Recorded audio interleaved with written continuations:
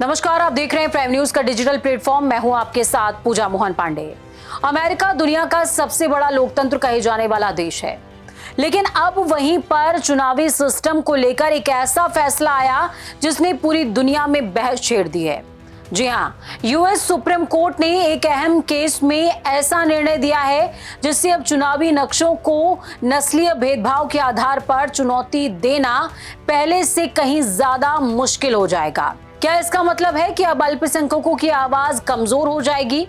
क्या ये लोकतंत्र के लिए खतरा है? और क्यों बराक ओबामा और कमला हैरिस जैसे बड़े नेता इस फैसले का विरोध कर रहे हैं?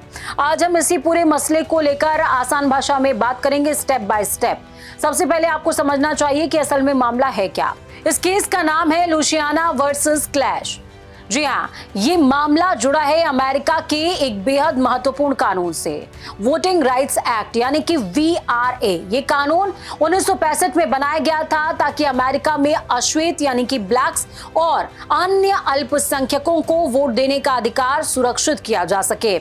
सेक्शन 2 क्या है, उस पर भी बातचीत जरूरी है। VRA की सेक्शन 2 कहता है कि कोई भी चुनावी नियम या नक्शा ऐसा नहीं होना चाहिए जो किसी नस्ल या समुदाय की वोट की ताकत को कम कर दे या खत्म कर दे। मतलब, अगर किसी देश ने ऐसा चुनावी नक्शा बनाया जिससे किसी खास समुदाय का प्रतिनिधित्व कम हो जाए तो उसे कोर्ट में चुनौती दी जा सकती है। अब बात करते हैं गैरीमैंडरिंग। गैरीमैंडरिंग क्या होता है, आसान भाषा में समझने की कोशिश कीजिए। जब सरकार या पार्टी चुनावी क्षेत्रों को यानी कि कॉन्स्टिट्यूएंसीज को की जो सीमाएं हैं इस तरह बदलती हैं कि उससे चुनाव में फायदा मिले, उसे गैरीमैंडरिंग कहते हैं। दो प्रकार के होते हैं गैरीमैंडरिंग। पहली होती है पॉलिटिकल गैरीमैंडरिंग, पार्टी के फायदे के लिहाज से नक्शे को बदल देना, और दूसरी होती है राशियल गैरीमैंडरिंग, किसी जाति या फिर नस्ल के वोट को कमजोर कर देना। सुप्रीम कोर्ट ने क्या फैसला दिया है जिसके बाद बवाल है? अब आते हैं, यही असल मसला है। यूएस सुप्रीम कोर्ट ने 6 से 3 के बहुमत से कहा है कि अब कोर्ट ये मानकर चलेगा कि राज्य सरकारें गुड फेथ यानी कि अच्छी नीयत से काम कर रही हैं। अगर कोई ये साबित करना चाहता है कि नक्शा नस्लीय भेदभाव के लिए बनाया गया है तो उसे पहले से कहीं ज्यादा मजबूत सबूत देने होंगे, यानी कि जो एविडेंस होंगे वो और ज्यादा स्ट्रॉन्ग देने होंगे। सिर्फ ये दिखाना काफी नहीं होगा कि अल्पसंख्यकों का नुकसान हुआ है। जज सैमुअल एलिटो की राय है इस फैसले को लेकर के। उन्होंने कहा कि साफ तौर पर वो कहते नजर आए कि कोर्ट को राज्यों पर भरोसा करना ही चाहिए। हर नक्शे को राशियल बायस नहीं माना जा सकता है और ये मानना गलत है। राजनीति और नस्ल के बीच में फर्क करना जरूरी होगा।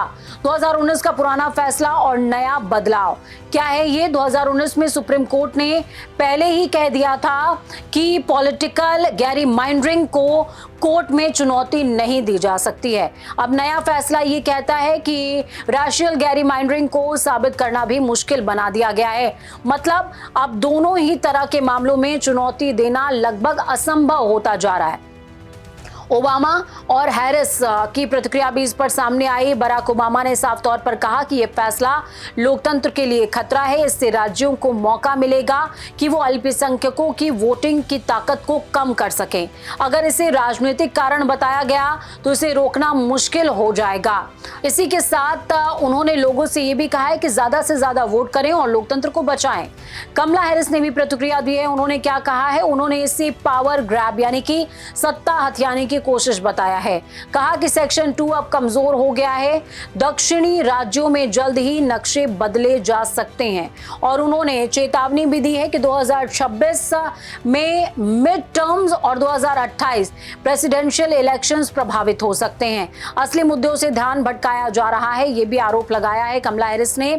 विरोध क्या कहता है, यानी कि जिस तरीके का विरोध प्रदर्शन है, इस फैसले से हर कोई सहमत नहीं था। एलेना कैगन ने कड़ा विरोध दर्ज कराया।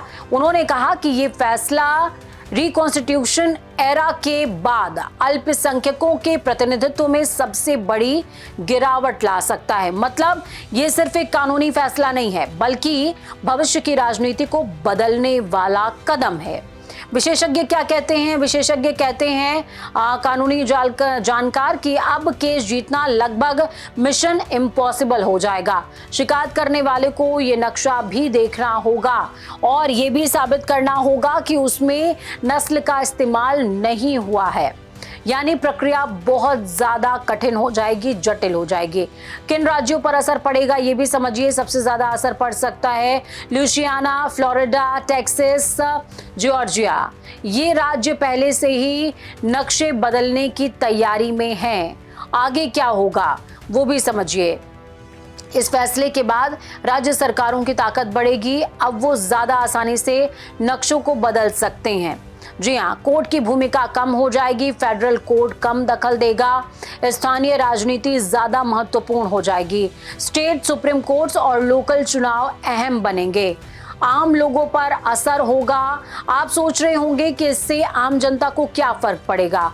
बहुत बड़ा फर्क पड़ेगा।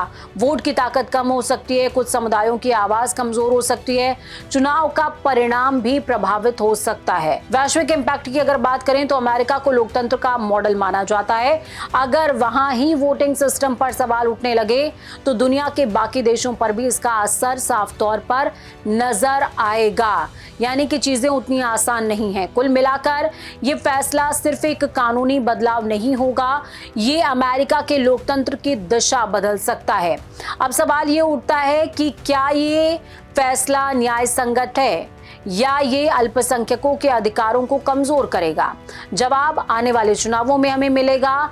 और अगर आपको ये एक्सप्लेनर पसंद आया है तो वीडियो को लाइक जरूर कीजिए, चैनल को सब्सक्राइब कीजिए और कमेंट में हमें जरूर बताइए कि क्या आपको लगता है कि ये फैसला सही है या फिर गलत है। हालांकि इसकी कह सकते हैं कि आप जिस तरीके के इम्पैक्ट्स हैं वो आगामी चुनाव जो होंगे उसी में नजर आने वाले हैं। फिलहाल आज के इस टॉपिक के लिए मैं पूजा मोहन पांडे अभी के लिए साइनिंग ऑफ।